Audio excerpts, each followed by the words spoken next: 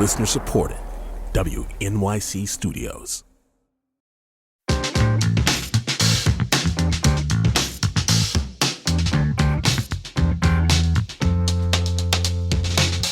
This is All of It on WNYC. I'm Kusha Navidar, filling in for Allison Stewart. You've probably heard the phrase, "it takes a village to raise a child."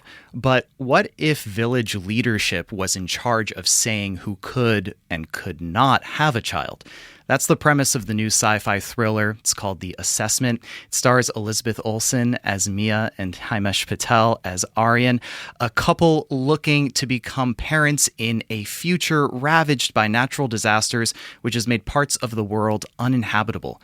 Fortunately for them, everyone in their society gets to live a calm life where medical treatment allows them to significantly slow the aging process, but the government maintains a very strict control of resources.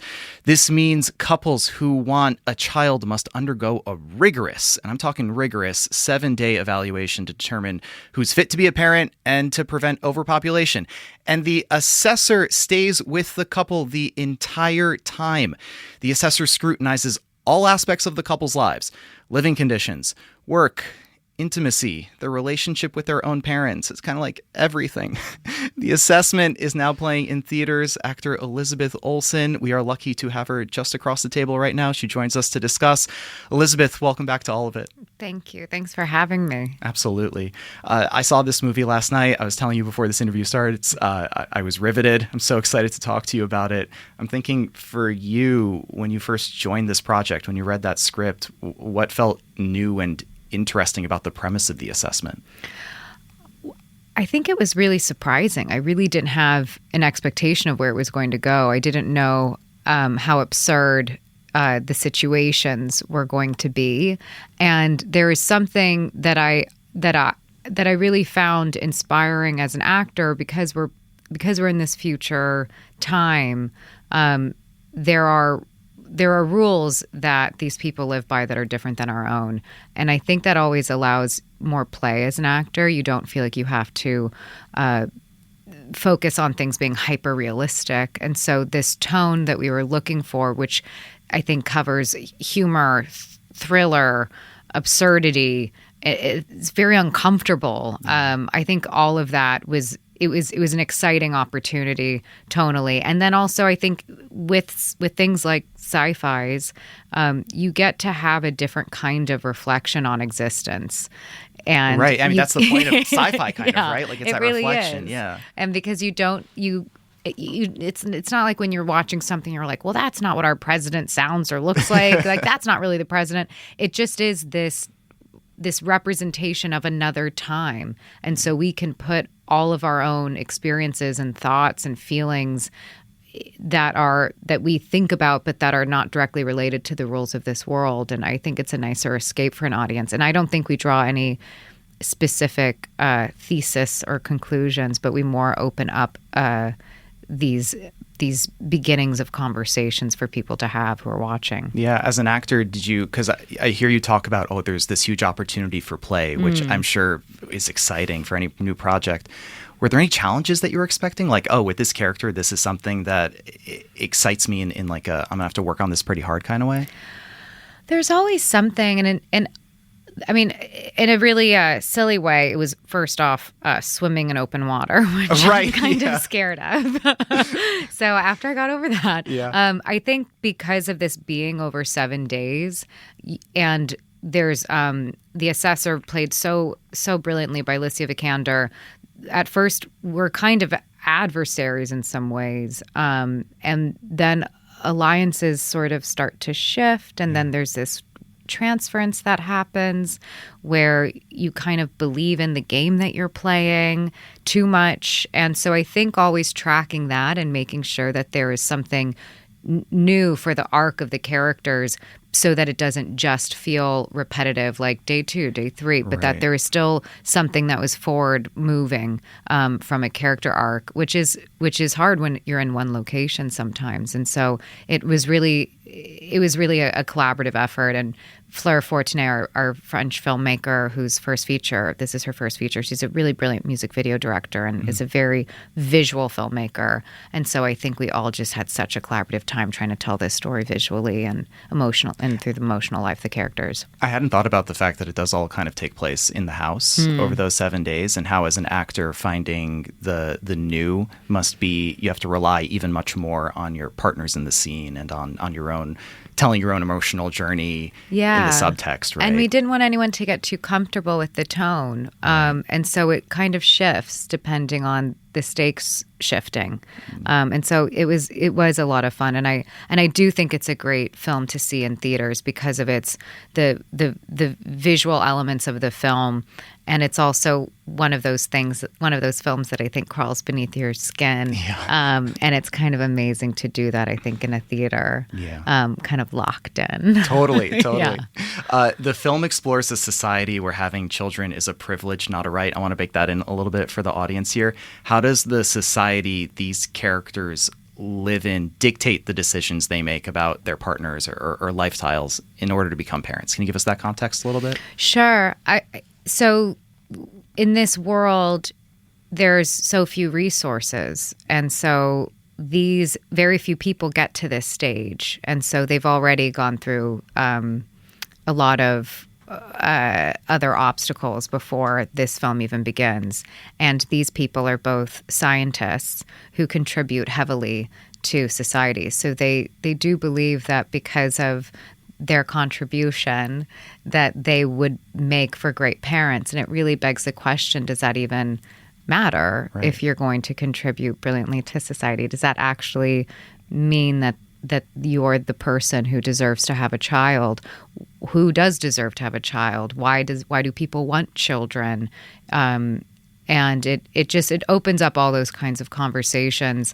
And ultimately what I get from it is that everyone deserves it who wants it. There's really no right or wrong reason. It doesn't have to be altruism, and it doesn't have to be, a burning, selfish desire either. Like, it doesn't have to be either of those things. And so it is also a conversation about parenting in that way. I love so much that you brought that up because it was a question I had during the movie, and I don't want to give anything away here, but your character is such an interesting character study. I mean, you're talking about there's all different reasons to want to become a mother. Your character, Mia, can you tell us a little bit about her? Why is becoming a mother important to her? Well, I think for her, we learn quickly that she feels abandoned by her mother, who left for this. We're living in this new world, and then there's sort of like a bubble that we've had to create in order for us all as society to survive. And so there's this a literal bubble. A literal too. bubble. Yeah. And so then there's this old world that we don't see, that we don't really know about, where her mother, based on her own opinions of politics against the state, you learn that she felt abandoned as a child by her mother. And so for her, I think it's really about this wanting to correct. Sometimes we want to correct, I think, what maybe we feel like came before us didn't do right.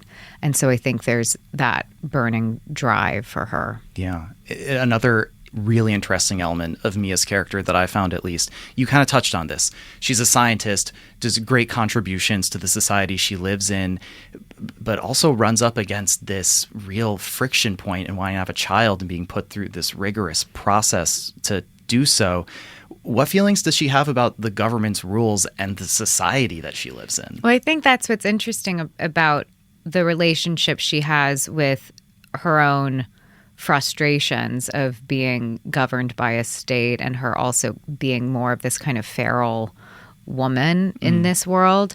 And it's through this experience that I do believe she realizes that she's actually more like her mother than she ever was willing to admit. And that that it shouldn't just be about this obsessive control of wanting to live longer. Like, what's the point of that if it's not about passing on something to another generation? Why are we all choosing to take up more space than we naturally are supposed to? And I think she has a big struggle within the film, and ultimately there's a decision that is made within the film that I think surprises people. Yeah. I want to talk about the assessor as well. Yes. We got to touch on that. Part of the requirement for becoming a parent is that couples have to first undergo and pass this initial test to prove their suitability. And after that, they have to undergo the 7-day live-in evaluation by the test facilitator, who's also known as the assessor. It's awkward. You watch the movie, you'll see. It's awkward. I want to listen to a clip. This is Mia and Arian having a conversation with their assessor, Virginia, on the first day. Here it is. You are reminded everything that takes place over the next 7 days is highly confidential. And what are we being assessed on exactly? It's just a little opaque. Opaque? Not opaque. I just mean not clear. That is what opaque means. What Mia's trying to say We is couldn't find any specific criteria. That's what I'm trying to say. The less you know in advance, the better. I want to get to know the real you. Is that a good idea? Yes. I was joking. I could feel the awkwardness just through the screen when I was watching, and the tension. That was a clip from the assessment. We're joined right now in studio by Elizabeth Olsen, who plays Mia in the movie. The movie is out. You can see it now in theaters. Listening to that clip, what stands out for you? What do you think that reflects about the story, or how are you trying to play that as an actor? Arian and Mia are coming from different places, I think, entering. They've done all of this work knowing that they're going to have to present themselves as like a united front. So they've done all their homework. They're straight A students. And yet, at the same time, their world is being invaded by a woman who is rude and cold. Yeah. But yet they need her to like them, and they need to impress her. And that is how they begin. That is our day one of the assessment. And it just goes on a roller coaster after that. Yeah. A piece that sticks out to me listening to that and having watched it is also this element of what must be going through Mia's mind, in the sense of there's the natural fears of parenting, right? Like, am I good enough, prepared enough, whatever, to be a parent? And then there's also this overlay of who is this person in my house getting to determine if I am good enough or whatever. As an actor, as an artist, going to approach this, two very heavy feelings to feel at the same time, right? How did you think about that when you were playing this? Well, I think with Mia, the thing that Fleur Fortuné, our director, really wanted to capture with her is that she's more connected to nature than other people in this world. That is also her job. Her job is more or less a biologist and trying to conserve plants and use them for as much food as we can milk out of them, basically, in a world where there's like no more forest left. And so how do you bring that into a woman who is also then being severely assessed by someone who works for the state? Yeah. And there's a part of her that rather be this kind of like feral animal, but she's being forced to have these polite restrictions, and that's very challenging for her. It was the holding it in kind of, yes. of it all. Yeah, and trying to put on a front. Yeah, and so those start to fizzle as her patience is more challenged as the film goes on, because the assessor's a very manipulative person. Well, Alicia Vikander plays Virginia, who's the assessor in the film. It was another fantastic performance there as well, especially your exchanges, so varied and deep. How did a particular choice that she made help you in moments where your character was supposed to feel unnerved or like she had to try to hold it all in? Well, I think with Alicia, I think the things that were most surprising is us trying to find where these women find that they're more alike than they realized. And that was something that she had brought up. It is sort of on the page, but it's also not always on the page. And at what point do they start to see themselves in one another and feel like they are both, I wouldn't use the word victims is the word I wouldn't like to use, but it's kind of the idea of them they are just victims to this world that they cannot control and that they are being controlled by. And they both have similar desires, and they sense that in one another without ever having to communicate it.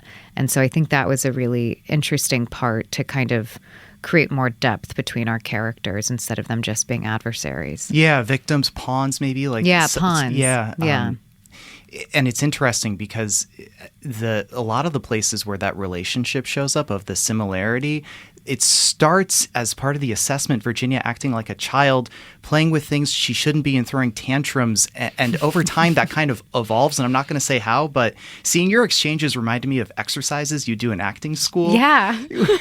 Where like you learn about improv and inhabiting different ages. You're playing someone who's not an actor, essentially doing improv on screen. How did you approach that? That's so funny you said that, because someone had asked, was it weird interacting with Alicia pretending to be a child? And I said, strangely, no. Right. Because in acting school, you're pretending to be a child and an 85-year-old at the age of like 19. Yeah. so there is something that already allowed for an imaginative play because of just the situation that we were put in. And then that's something that's so fun to me, is when you actually get to play in this imaginative space. So I really loved getting caught up and thinking, well, maybe she is my child. Is that part of what you mentioned before about some of it being on the page and some of it not being on the page? Like, were there discoveries that you made while you two were working together? Yeah, always. There are also some funny things that we got to improvise that were maybe written as almost montage moments. There's a moment that I think a lot of parents can relate to, and there's this big, almost like IKEA-like dome that they have to build together before sunrise. And that was an entirely improvised sequence that Himesh and I just got to figure out. These people who respect, this couple who respects each other immensely, at what point does passive aggressiveness turn aggressive, like just outward aggression within those frustrations of those like exhausted nights.